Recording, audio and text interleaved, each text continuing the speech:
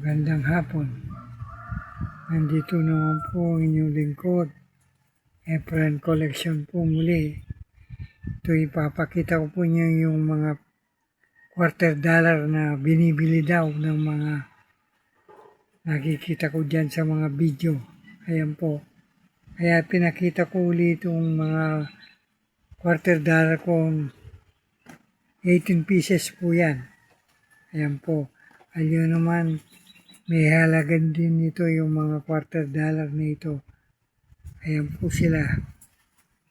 18 pieces po yan, magkaiba't ibang petsa. Pero po yung pinakamababa kong petsa yung 1967. Dalawang piraso.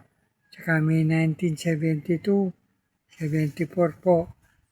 But iba-iba po. Kung gusto nila, ewan ko kung totoong namimili sila o nag-scam lang sila. Ito, pinapakita ko ito. Lalo ito, mas no mint mark pa rin to. Ito po, 1967. Ayan po. Para maliwanag po, ayan po. 1967. Ayan po. Ito po yung isa pa.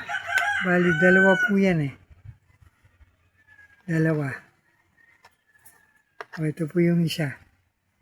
1967. Baka sabihin niya, nagluloko-loko ako. Ito po yung kabaligtaran nito. Ayan po. Ayan po.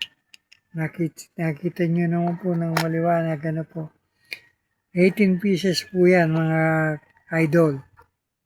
Kaya kung sino yung nagsasabing binibili niya, itong sa aking mga $quarter pinagbibili ko. Ayan po. 18 po yan. Ayan po. Iba-ibang petsa. Maraming salamat po sa inyong panood ng Efren Collection. Sana po hindi kayo magsawang manood ng Efren Collection.